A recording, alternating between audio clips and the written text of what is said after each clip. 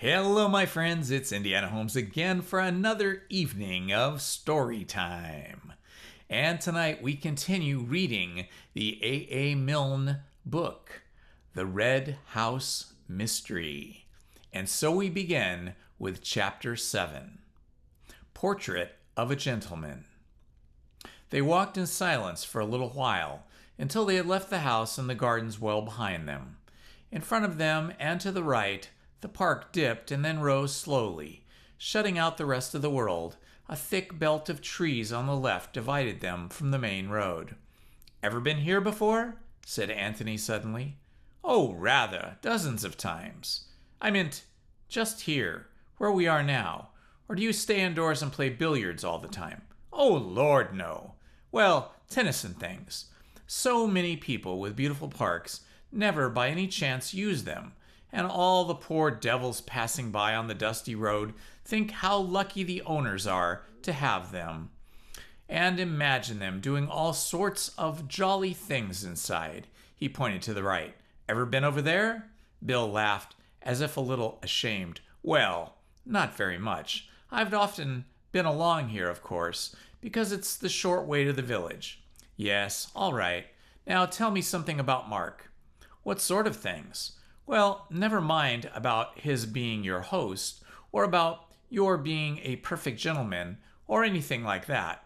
Cut out the manners for men, and tell me what you think of Mark, and how you are like staying with him.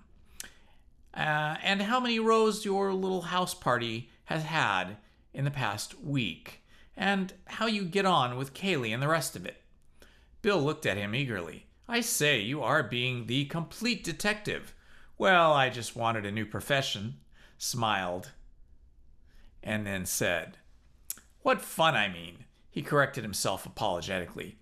"One ought to say that when there's a man dead in the house, and one's host," he broke off a little uncertainly, and then rounded off his period by saying, "By Jove, what a rum show it is. Good Lord." "Well," said Anthony, "carry on, Mark. What do I think of him?" "Yes." Bill was silent, wondering how to put into words thoughts which he had never formed themselves very definitively in his own mind. What did he think of Mark? Seeing the hesitation, Anthony said, "I ought to have warned you that nothing that you say will be taken down by the reporters, so you needn't bother about the split infinitive or two. Talk about anything you like, how you like. Well, I'll give you a start. Which do you enjoy more? A weekend here at the Barringtons? A weekend here or a weekend at the Barringtons? Say, well, of course, that would depend. Take it that she was there in both cases." "Ass," said Bill, putting an elbow into Anthony's ribs. "It's a little difficult to say," he went on. "Of course, they do you awfully well here. Yes, I don't think I know any house where things are so comfortable. One's room, the food, drinks, cigars, the way everything's arranged, all that sort of thing. They look after you awfully well." "Yes, yes," he repeated it slowly to himself, as if it had given him a new idea. "They look after you awfully well. Well, that's just what it's about, Mark. That's one of the little ways, weaknesses, looking after you. Arranging things for you? Yes, of course. It's a delightful house, and there's plenty to do, and the opportunities for every game or sport that's ever been invented, and, as I say, one gets awfully well done. But with it all, Tony, there's a faint sort of feeling that, well, that one is on parade, as it were. You've got to do as you're told." "How do you mean?" "Well, Mark fancies himself rather at arranging things. He arranges things, and it's understood that the guests fall in with the arrangement. For instance, Betty, Miss Calladine, and I were going to play a single just before tea the other day. Tennis. She's frightfully hot stuff at tennis, and backed herself to take me on a level. I'm rather erratic, you know. Mark saw us going out with our rackets and asked us what we were going to do. Well, he'd got up a little tournament for us after tea, handicaps all arranged by him, and everything ruled out neatly in red and black ink, prizes and all. Quite decent ones, you know. He had the lawn specially cut and marked for it. Well, of course, Betty and I wouldn't have spoilt the court, and we'd have been quite ready to play it again after tea. I had to give her half 15, according to his handicap. But somehow, Bill stopped and shrugged his shoulders. It didn't quite fit in. No, it spoilt the effect of his tournament, took the edge off of it just a little bit, I suppose he felt. So we didn't play. He laughed and added, it would have been as much as our place was worth to have played. Do you mean you wouldn't have been asked here again? Probably. Well, I don't know. Not for some time, anyway. Really, Bill? Oh, rather. He's a devil for taking offense. That Miss Norris, did you see her? She's done for herself. I don't mind betting what you like that she'll never come here again. Why? Bill laughed to himself. We were all in it. Really, at least, Betty and I were. There's supposed to be a ghost attached to the house. Lady Ann Patten. Ever heard of her? Never. Mark told us about her at dinner one night. He rather liked the idea of there being a ghost in his house, you know, except that he doesn't believe in ghosts. I think he wanted all of us to believe in her, and yet he was annoyed with Betty and Miss Calladine for believing in ghosts at all. Rum chap. Well, anyhow, Miss Norris, she's an actress, some actress too, dressed up the ghost and played the fool a bit. The poor Mark was frightened out of his mind, just for a moment, you know. What about the others? Well, Betty and I knew, in fact, I told her, Miss Norris I mean, not to be a silly ass. Knowing Mark, Mrs. Calladine wasn't there. Betty wouldn't let her be. As for the Major, I don't believe anything would frighten him. Where did the ghost appear? Down by the bowling green. That's supposed to be its haunt, you know. We were all down there in the moonlight, pretending to wait for it. Do you know the bowling green? No. I'll show it to you after dinner. I wish you would. Was Mark very angry afterwards? Oh, Lord, yes. Sulked for a whole day. Well, he's just like that.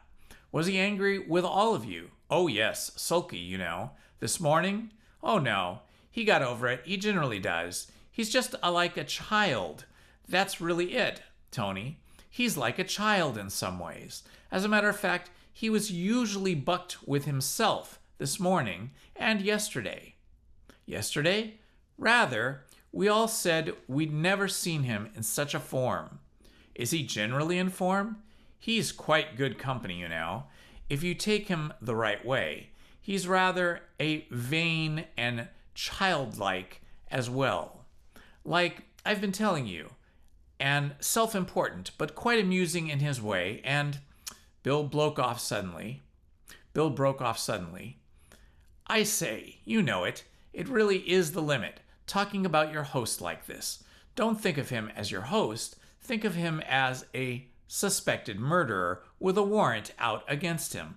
Oh, but that's not all. That's all rot, you know. It's the fact, Bill. Yes, but I mean, he didn't do it. He wouldn't murder anybody. It's a funny thing to say, but, well, he's not big enough for it. He's got his faults, like all of us, but they aren't on that scale. One can kill anybody in a childish fit of temper. Bill grunted assent, but without prejudice to Mark. All the same, he said, I can't believe it. That he would do it deliberately, I mean. Suppose it was an accident, as Cayley says. Would he lose his head and run away? Bill considered for a moment. Yes, I really think he might, you know. He's nearly ran away when he saw the ghost. Of course, that's different, rather. Oh, I don't know. In each case, it's a question of obeying your instinct instead of your reason. They had left the open land and were following a path through the borders and the bordering trees. Two abreast was uncomfortable, so Anthony dropped behind, and further conversation was postponed until they were outside the boundary fence and in the high road. The road sloped gently down to the village of Woodham. a few red-roofed cottages, and the gray tower of a church showing above the green. "Well now," said Antony, as they stepped out more quickly, "what about Cayley?" "What do you mean, what about him?" "I want to see him. I can see Mark perfectly, thank you." "Thanks to you, Bill." "You were wonderful. Now let's have Cayley's character. Cayley from within." Bill laughed in pleased embarrassment and protested that he was not a blooming novelist. "Besides," he added, "Mark's easy. Cayley's one of these heavy, quiet people who might be thinking about anything. Mark gives himself away. Ugly, black-jawed devil, isn't he?" "Some women like that type of ugliness." "Yes, that's true. Between ourselves, I think there's one here who does. Rather a pretty girl at Jallan's." He waved his left hand. "Down that way." "What's Jallan's?" "Well, I suppose it used to be a farm belonging to a bloke called Jalland, but now it's a country cottage belonging to a widow called Norby. Mark and Cayley used to go there a good deal together. Miss Norby, the girl, has been here once or twice for tennis, seemed to prefer Cayley to the rest of us, but of course he hadn't much time for that sort of thing." "What sort of thing?" "Walking about with a pretty girl, asking her if she's been to any theaters lately. He nearly always has something to do."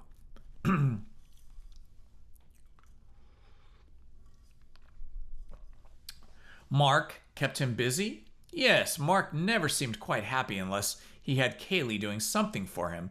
He was quite lost and helpless without him, and funnily enough, Cayley seemed lost without Mark. He was fond of him. Yes, I should say so, in a protective kind of way. He sized Mark up, of course, his vanity, his self-importance, his amateurness, and all the rest of it, but he liked looking after him, and he knew how to manage him. Yes." "What sort of terms was he on with your guests? You and Miss Norris and all of them?" "Just polite and rather silent, you know, keeping himself to himself. We didn't see so very much of him, except at meals. We were here to enjoy ourselves, and, well, he wasn't." "He wasn't there when the ghost walked?" "No, I heard Mark calling him when he went back to the house. I expect Cayley stroked down his feathers a bit and told him that the girls will be girls." "Hello there! Hello, here we are." They went into the inn, and while Bill made himself pleasant to the landlady, Antony went upstairs to his room. It appeared that he had not very much packing to do after all. He returned his brushes to his bag, glanced around to see that nothing else had been taken out, and went down again to settle his bill. He had decided to keep on his room for a few days, partly to save the landlord and his wife the disappointment of losing a guest so suddenly, and partly in the case he found it undesirable later on to remain in the Red House. For he was taking himself seriously as a detective. Indeed, he took himself seriously while getting all the fun out of it, which was possible, at every new profession he adopted, and he felt there might come a time after an inquest, say, when he could not decently remain at the Red House as a guest, a friend of Bill's, enjoying the hospitality of Mark or Cayley, whichever was to be regarded as his host, without forfeiting his independence attitude towards the events of that afternoon. At present he was staying in the house merely as a necessary witness, and since he was there, Cayley could not object to him using his eyes. But if, after the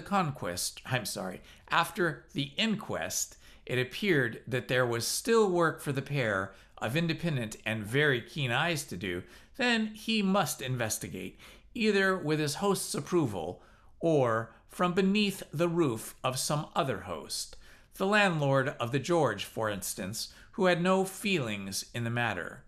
For one thing Antony was certain. Cayley knew more than he professed to know. That is to say, he knew more than he wanted other people to know. He knew. Antony was one of the other people. If, therefore, he was trying to find out what it was that Cayley knew, he could hardly expect Cayley's approval of his labors. It would be the George, then, for Antony after the inquest. What was the truth? Not necessarily discreditable to Kaylee, even though he were hiding something. All that could be said against him at the moment was that he had gone the longest way round to get into the locked office, and that this did not fit in what he had told the inspector. But it did fit in with the theory that he had been an accessory after the event, and that he wanted to be appearing to be in a hurry, to give his cousin as much time as possible in which to escape. That might not be the true solution, but it was at least a workable solution. The theory which he had suggested to the inspector was not. However, there would be a day or two before the inquest in which Antony could consider all these matters from within the Red House. The car was at the door. He got in with Bill. The landlord put his bag on the front seat next to the chauffeur, and they drove back. And that, my friends, was the end of chapter 7. We now continue on to chapter 8. Do you follow me, Watson? Antony's bedroom looked over the park at the back of the house. The blinds were not yet drawn while he was changing his clothes for dinner, and at various stages of undress, he would pause and gaze out the window, sometimes smiling to himself, sometimes frowning, as he turned over in his mind all the strange things that he had seen that day. He was sitting on his bed in a shirt and trousers, absently smoothing down his thick black hair with his brushes, when Bill shouted in "Hello" through the front door and came in. "I say, buck up, old boy, I'm hungry," he said. Antony stopped smoothing himself and looked up at him thoughtfully. "Where's Mark?" he said. "Mark? You mean Kaylee?" Antony corrected himself with a little laugh. "Yes, I mean Kaylee. Is he down?" "I say, I shan't be a moment, Bill." He got up from the bed and went on briskly with his dressing.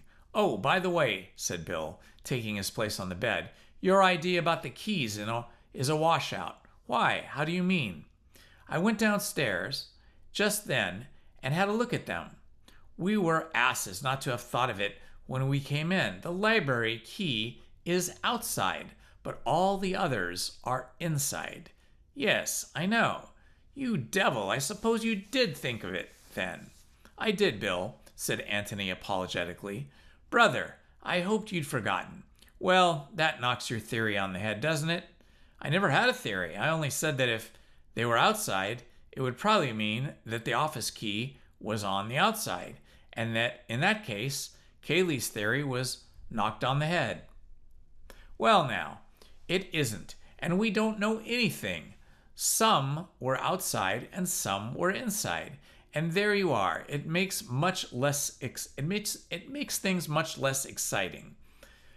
When you were talking about it on the lawn, I really got quite keen on the idea of the key being outside and Mark taking it with him." "It's going to be exciting enough," said Antony mildly, as he transferred his pipe and tobacco into the pocket of his black coat. "Well, let's come down. I'm ready." Kaylee was waiting for them all in the hall. He made some polite inquiry as to the guests' comfort, and the three of them fell into casual conversation about houses in general, and the Red House in particular. "You were quite right about the keys," said Bill, during a pause. "He was less able than others, and then less able than the other two, perhaps because he was younger than they, to keep from the subject which was uppermost in the minds of them all." "Keys?" said Kaylee blankly. "We were wondering whether they were outside or inside." Oh, yes." He looked slowly around the hall at different doors, and then he smiled in a friendly way to Antony.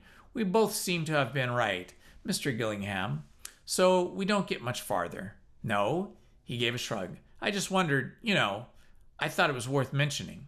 "Oh, quite. Not that you would have convinced me, just as Elise's evidence doesn't convince me." "Elise?" said Bill excitedly. Antony looked inquiringly at him, wondering who Elise was. One of the housemaids, explained Kaylee. You didn't hear what she had told the inspector? Of course, as I told Birch, girls of that class make things up, but he seemed to think she was genuine. What was it? Said Bill.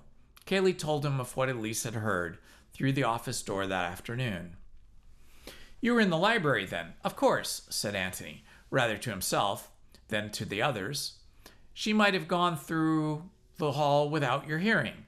Oh, I have no doubt she was there and heard voices, perhaps heard those very words, but, he broke off, and then he added impatiently, it was accidental. I know it was accidental. What's the good of talking as if Mark was a murderer? Dinner was announced at that moment, and as they turned in, he added, what's the good of talking about it at all, if it comes to that? What indeed, said Anthony. And to Bill's great disappointment, they talked of books and politics during the meal. Kaylee made an excuse for leaving as soon as their cigars were lit. He had business to attend to, as was natural. Bill would look after his friend. Bill was only too willing. He offered to beat Anthony at billiards and play him at piquet to show the garden by the moonlight, or indeed to do anything else with him that he required. Thank the Lord you're here, he said piously. I couldn't have stood it alone. Let's go outside, suggested Anthony. It's quite warm, somewhere where we can sit down, right away from the house. I want to talk to you. Good man. What about the bowling green? Oh, you were going to show me that. Anyhow, weren't you? It is somewhere where we can talk without being overheard. Rather, the ideal place, you see. They came out the front door and followed the drive to the left, coming from the woodland. Anthony had approached the house that afternoon from the other side. The way they were going now would take them at the opposite end of the park, on the high road to Stanton, a country town some 3 miles away. They passed by a gate and a gardener's lodge, which marked the limit of what the auctioneers like to call the ornamental grounds of the estate. And then the open park was before them. Sure, we haven't missed it, said Anthony. The park lay quietly in the moonlight on either side of the drive, wearing a little way ahead of them a deceptive air of smoothness which retreated always as they advanced. Rum, isn't it? Said Bill. An absurd place for a bowling green. But I suppose it was always here. Yes, but always where? It's short enough for golf, perhaps, but hello! They had come to a place. The road bent round to the right, but they kept straight on over the broad grass path for 20 yards, and there in front of them was the green, a dry ditch 10 feet wide, 6 feet deep, surrounded, except in one place, where the path went forward. 2 of the 3 grass steps led down to the green, on which there was a long wooden bench for the benefit of spectators. Yes, it hides itself very nicely, said Anthony. Where do you keep the bowls? In a sort of summer house place, round here. They walked along the edge of the green until they came to a low wooden bunk, which had been built into one of the walls of a ditch. Jolly view, Bill laughed. Nobody sits there. It's just for keeping things out of the rain. They finished their circuit with the green. Just in case anybody's in the ditch, said Anthony, and then sat down on the bench. Now then, said Bill, we are alone. Fire ahead. Anthony spoke thoughtfully for a little. Then he took his pipe out of his mouth and turned to his friend. Are you prepared to be the complete Watson? He asked. Watson? Do you follow me? Watson? That one. Are you prepared to have quite obvious things explained to you, to ask futile questions, to give me chances of scoring off you, to make brilliant discoveries of your own 2 or 3 days after I have made them myself? What kind of thing? Because it all helps. My dear Tony, said Bill delightedly. Need you ask? Antony said nothing, and Bill went on happily to himself. I perceive from the strawberry mark on your shirt that you had strawberries for dessert. Holmes, you astonish me. Tut tut, you know my methods. Where is the tobacco? The tobacco is in the Persian slipper. Can I leave my practice for a week? I can. Antony smiled and went on smoking. After waiting hopefully for a minute or two, Bill said in a firm voice, Well then, Holmes, I feel bound to ask you if I have deduced anything. Also, whom do you think is the suspect? Antony again began to talk. Do you remember, he said, one of the Holmes's little scores over Watson about the number of steps up to the Baker Street lodging? Poor old Watson had been up and down those 1,000 times, but he had never thought of counting them, whereas Holmes had counted them as a matter of course, and knew there were 17, and that that was supposed to be the difference between observation and non-observation. Watson was crushed again, and Holmes appeared to him more amazing than ever. Now it always seemed to me that in the matter Holmes was the ass and Watson the simple person, that is, the sensible person. What on earth is the point of keeping in your head an unnecessary fact like that? If you really want to know at any time the number of steps to your lodging, you can ring up your landlady and ask her. I've been up and down the steps of the curb 1,000 times, but if you asked me to tell you at this moment how many steps there are, I couldn't do it. Could you, Bill? I certainly couldn't, said Bill. But if you really wanted to know, said Antony, carefully, with a sudden change in voice, I could find out for you without bothering you to ring up the hall porter. Bill was puzzled as to why they were talking about club steps, but he felt it his duty to say that he did not want to know any more of where they were.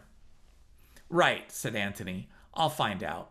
He closed his eyes. I'm waking up St. James Street, he said slowly. Now I've come to the club, and I'm going past the smoking room windows. 1, 2, 3, 4. Now I'm at the steps. I turn in, and I begin going up them. 1, 2, 3, 4, 5, 6. Then a broad step. 6, 7, 8, 9. Another broad step. 9, 10, 11. 11. I'm inside.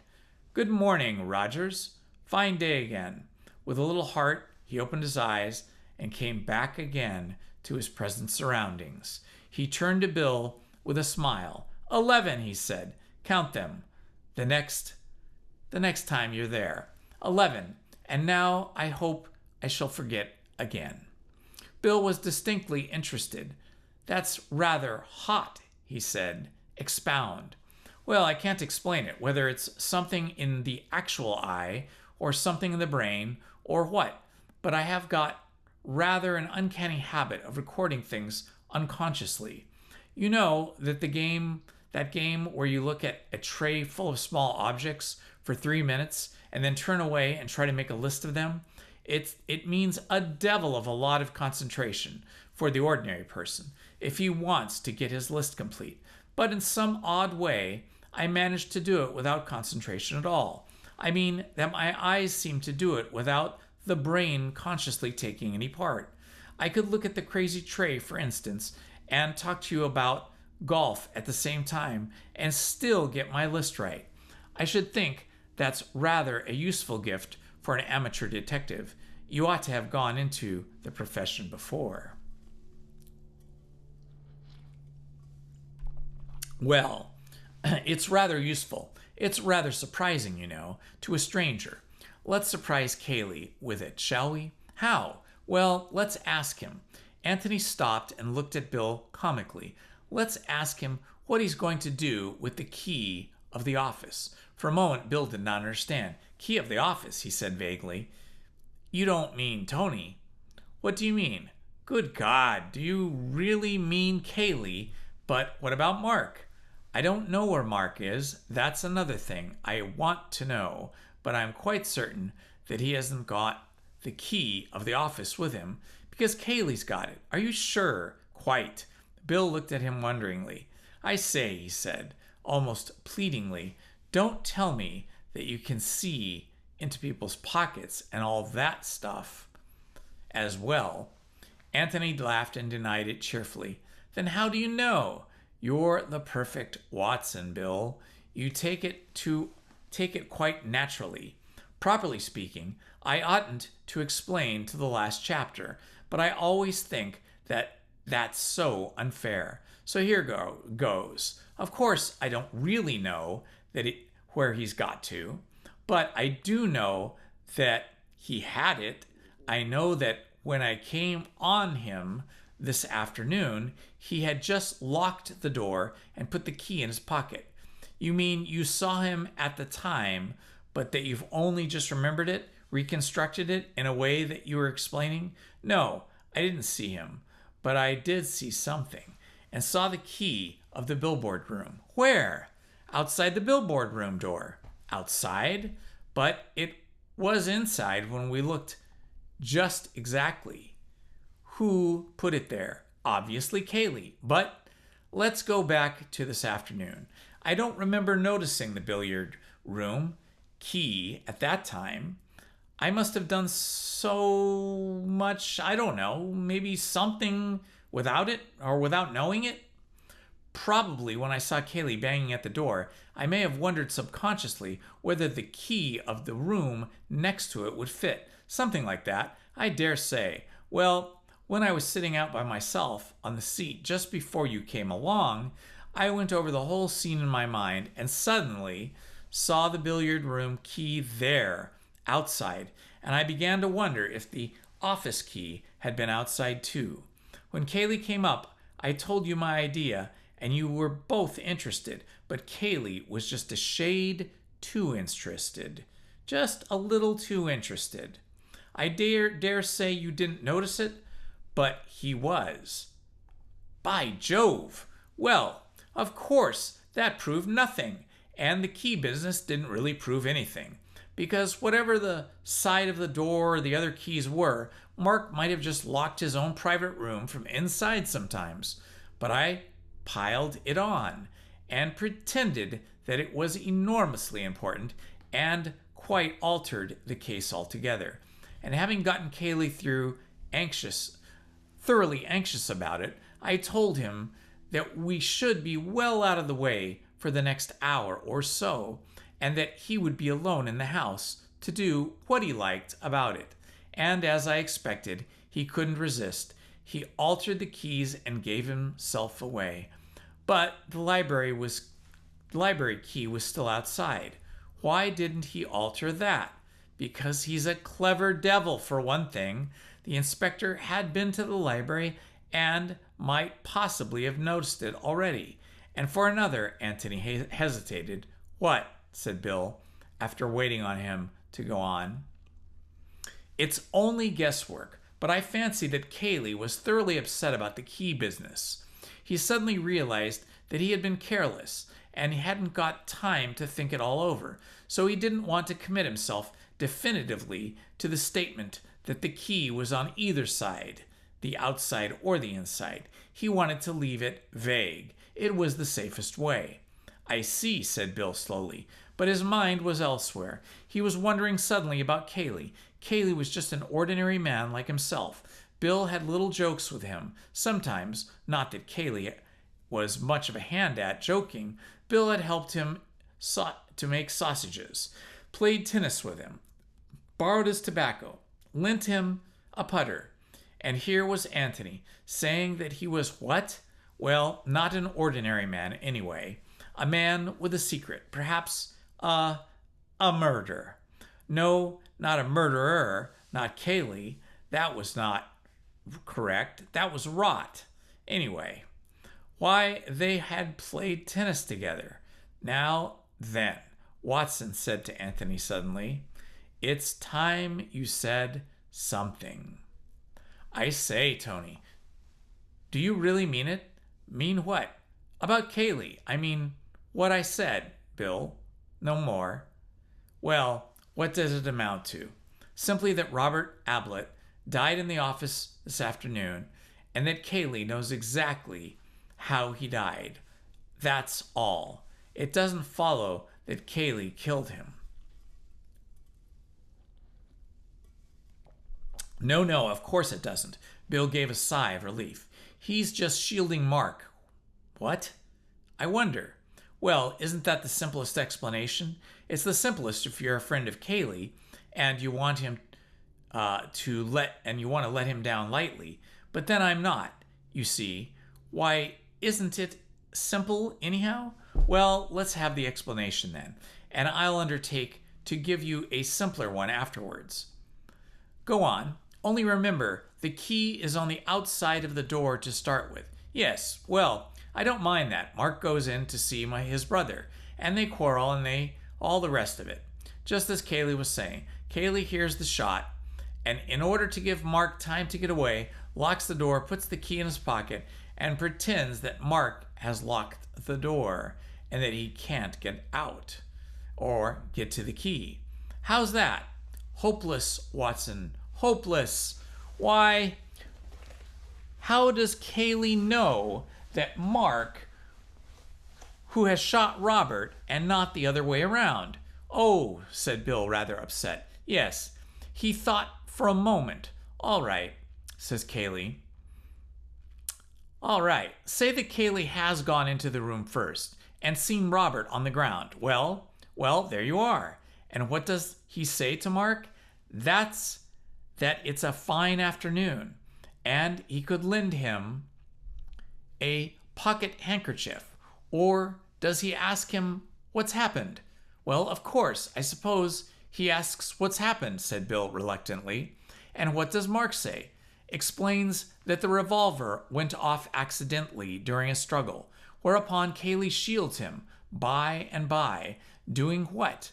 Bill, what? Encouraging him to do the damn silliest thing that any man could possibly do, confess his guilt by running away. No, that's rather hopeless, isn't it? Bill thought again. Well, he said reluctantly, suppose Mark confessed that he'd murdered his brother. That's better, Bill. Don't be afraid of getting away from the accident idea. Well then, your new theory is this. Mark confesses to Kaylee that he has shot Robert on purpose, and Kaylee decides, even at the risk of committing perjury and getting into trouble himself, to help Mark to escape. Is that right? Bill nodded. Well then, I want to ask you 2 questions. First, is it possible, as I said before dinner, that any man would commit such an idiotic murder, a murder that puts the rope round his neck so very tightly? Secondly, if Kaylee is prepared to perjure himself for Mark, as he has to anyway now, wouldn't it be simpler for him to say that he was in the office all the time and that Robert's death was accidental? Bill considered this carefully and then nodded slowly. Yes, my simple explanation is a washout, he said. Now let's have yours. Antony did not answer him. He had begun to think about something quite different. Chapter 9. Possibilities of a croquet set. What's the matter? Said Bill sharply. Antony looked around at him with a raised eyebrow. You've thought of something suddenly? Said Bill. What is it? Antony laughed. My dear Watson, he said, you weren't supposed to be as clever as this. Oh, you can't take me in? No, well, I was wondering, what about this ghost of yours, Bill? It seems to me, that. Bill was profoundly disappointed. What on earth was the ghost going to do with it? I don't know, said Antony apologetically. I don't know what anything has got to do with it. I was just wondering. You shouldn't have brought me here if you hadn't wanted me to think about the ghost. This is where she's supposed to have appeared, isn't it? Yes, Bill said distinctly and was short about it. How? What? I said how. How do ghosts appear? I don't know. They just appear. Over 400 or 500 yards of open park. Well, but she had to appear here because this is where the original one, Lady Anne, you know, was supposed to walk. Oh, never mind Lady Anne. A real ghost can do anything. But how did Miss Norris appear suddenly over 500 yards of Bear Park? Bill looked at Anthony with open mouth. I don't know, he stammered. We never thought of that. You would have seen her long before, wouldn't you? If she had come this way, the way we came? Well, of course we should. And that would have spoilt it, rather. You would have had time to recognize her walk. Bill was interested now. That's rather funny, you know, Tony. We none of us thought of that. You were sure she didn't come across the park when none of you were looking? Quite, because you see, Betty and I were expecting her, and we kept looking round in case we saw her, so that we should all be playing with our backs to her. You and Miss Calladine were playing together? I say, however, do you mean that? Brilliant deductive reasoning. Well, then you suddenly saw her. Yes, she walked across the side of the lawn. He indicated the opposite side, nearer to the house. She couldn't have been hiding in the ditch. Do you call it the moat, by the way? Mark does. We don't among ourselves. No, she couldn't. Betty and I were here before the others and walked around a bit. We should have seen her. Then she must have been hiding in the shed, or do you call it the summer house? We had to go there for the bowls, of course. She couldn't have been there. Oh, it's dashed funny, said Bill, after an interval of thought. But it doesn't matter, does it? It has nothing to do with Robert, hasn't it? I say, has it? Said Bill, getting excited again. I don't know. We don't know what it has or what it hasn't to do with. But it has got to do something with Mrs. Norris and Miss Norris and Miss Norris. He broke off suddenly. What about her? Well, you're all in, and you're all in it in a kind of way. And if something's unaccountable and it happens to one of you a day or two before something unaccountable happens to the whole house, one is, well, interested. It was a good enough reason, but it wasn't the reason he had hoped on the point of giving. I see. Well, Anthony knocked out his pipe and got up slowly. Well then, let's find the way from the house by which Miss Norris came. Bill jumped up eagerly. By Jove, do you mean a secret passage? A secluded passage, anyway. There must be. I say, what fun. I love secret passages. Good Lord. This afternoon I was playing golf just like an ordinary merchant. What a life. Secret passages. They made their way down to the ditch. If an opening was to be found which led to the house, it would probably be on the house side of the green and on the outside of the ditch. The most obvious place at which to begin the search was the shed to where the bowls were kept. It was a tidy place, as anything in Mark's establishment would be. There were 2 boxes of croquet things, one of them with the lid open, and if the balls and the mallets and the hoops, neatly enough put away though, had been recently used, a box of bowls, a small lawnmower, a roller, and so forth. A seat ran along the back of it, whereon the bowl players could sit when it rained. Anthony tapped the wall at the back. This is where the passage ought to begin. It doesn't sound very hollow, does it? It needn't begin here at all, need it? Said Bill, walking round with bent head and tapping the other walls. He was just too tall to stand upright in the shed. There's only one reason why it should, and that is it would save us the trouble of looking anywhere else for it. Surely Mark didn't let you play croquet on his bowling green. He pointed to the croquet things. He didn't encourage it at one time, but this he got rather keen about. There's really nowhere else to play. Personally, I hate the game. he wasn't very keen on bowls, but he liked calling in the bowling green and surprising his visitors with it. Anthony laughed. "I love you, Mark," he said. "You're priceless." He loved calling it the bowling green. He began to feel in his pockets for his pipe and tobacco, and then suddenly stopped and stiffened to attention. For a moment he stood listening, with his head on one side, holding a finger to bid Bill listen too. "What is it?" whispered Bill. Anthony waved him to silence, and remained listening. Very quietly he went down on his knees and listened again. Then he put his ear to the floor. He got up and dusted himself off quickly, walked across to Bill, and whispered in his ear, "Footsteps. Somebody's coming. When I begin to talk, back me up." Bill nodded. Anthony gave him an encouraging pat on the back and stepped firmly across to the box of bowls.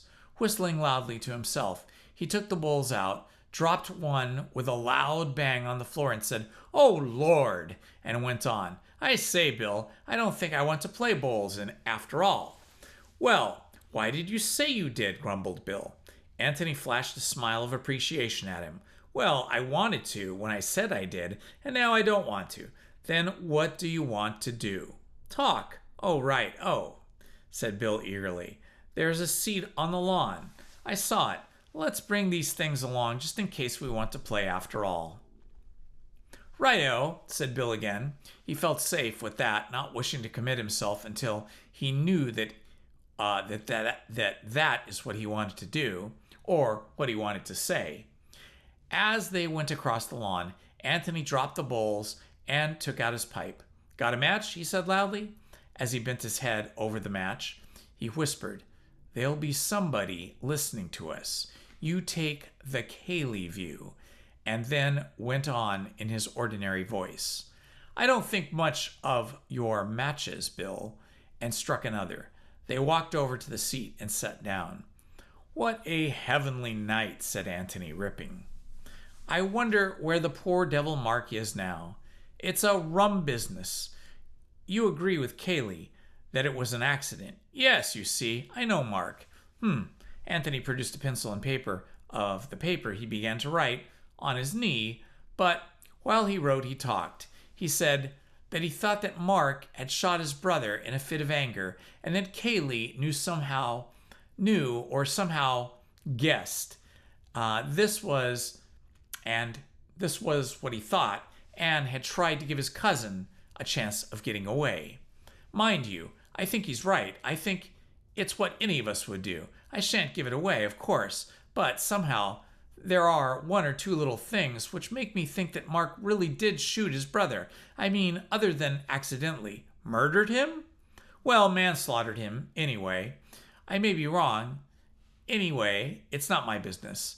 But why do you think so? Because of the keys? Oh, the keys are a washout still. It was a brilliant idea of mine, wasn't it? And it would have been rather a score for me if they had all been outside. He had finished his writing and now passed the paper over to Bill. Bill, in the clear moonlight and the carefully printed letters, could easily be read.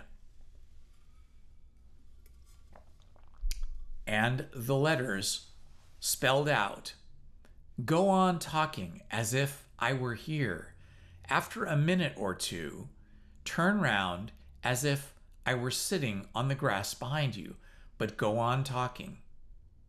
"I know you don't agree with me," Anthony went on as Bill read, "but you'll see that I'm right."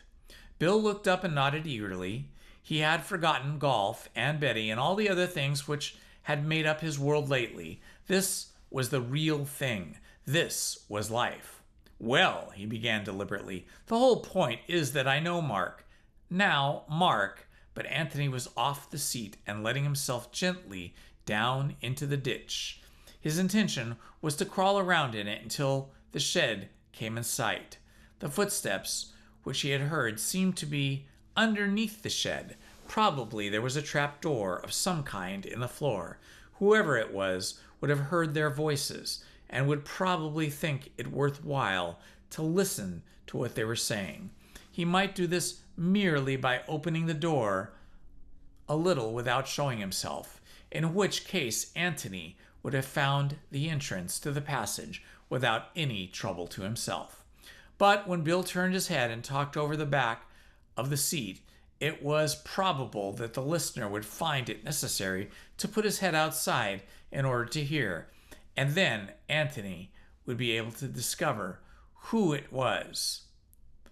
Moreover, if he should venture out of his hiding place altogether and peep at them over the top of the bank, the fact that Bill was talking over the back seat would mislead the watcher into thinking that Antony was still there, sitting on the grass, no doubt, behind the seat, swinging his legs over the side of the ditch.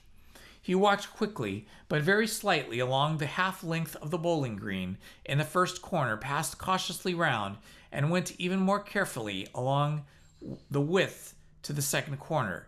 He could hear Bill hard at it, arguing from his knowledge of Mark's character that this and that and the other must have happened, and he smiled appreciatively to himself.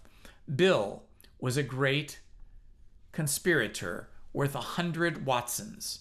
As he approached the second corner, he slowed down and did the last few yards on hands and knees. Then, lying at full length, inch by inch, his head went round the corner. The shed was 2 or 3 yards to his left, on the opposite side of the ditch. From where he lay, he could surely almost entirely see inside it. Everything seemed to be as they left it. The bowls, the box, the lawnmower, the roller, the open croquet box. By Jove, said Antony to himself, that's neat. The lid of the other croquet box was open too. Bill was turning round now. His voice became more difficult to hear. You see what I mean, he was saying. If Kaylee... And out of the second croquet box came Kaylee's black head. Antony wanted to shout his applause. It was neat, devilish neat. For a moment he gazed fascinated at the wonderful new kind of croquet ball which had appeared so dramatically out of the box, and then reluctantly wriggled himself back. There was nothing to be gained by staying there, and a good deal to be lost, for Bill showed signs of running down. As quickly as he could, Antony hurried round the ditch and took his place at the back of the seat. Then he stood up with a yawn, stretched himself, and said carelessly, Well, don't worry yourself about it, Bill, old man. I dare say you're right. You know, Mark, and I don't. And there's the difference. Shall we have a game, or shall we go to bed? Bill looked at him for inspiration, and receiving it, said, Oh, just let's have one game, shall we? Right you are, said Antony. But Bill was much too excited to take the game which followed very seriously. Antony, on the other hand, seemed to be thinking of nothing but the bowls. He played with great deliberation for 10 minutes, and then announced that he was going to bed. Bill looked at him anxiously. It's all right, laughed Antony. You can talk if you want to. Just let's put 'em away first, though. They made their way down to the shed. While Bill was putting the bowls away, Antony tried the lid of the closed croquet box. As he expected, it was locked. Now then, said Bill, as they were walking back to the house again, I am simply bursting to know, who was it? Kaylee?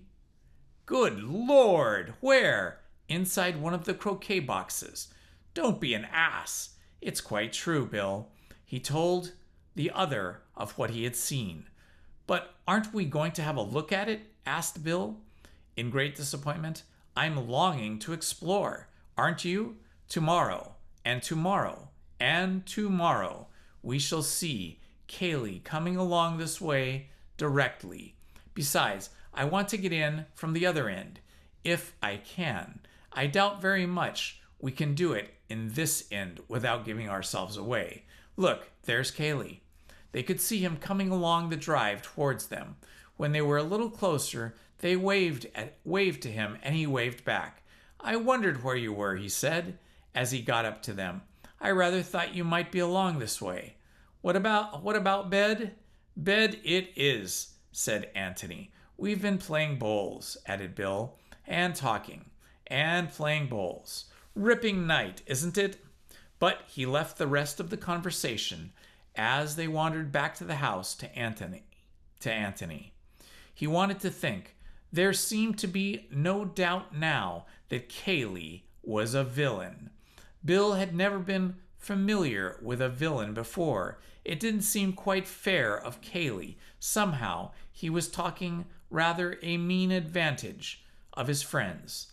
Lot of funny people there. We're in the world. Funny people with secrets. Look at Tony. That first time he had met him in the tobacconist's shop, anybody would have thought he was the tobacconist's assistant. And Cayley. Anybody would have thought that Cayley was an ordinary, decent sort of person. And Mark, dash it, one could never be sure of anybody. Now Robert was different.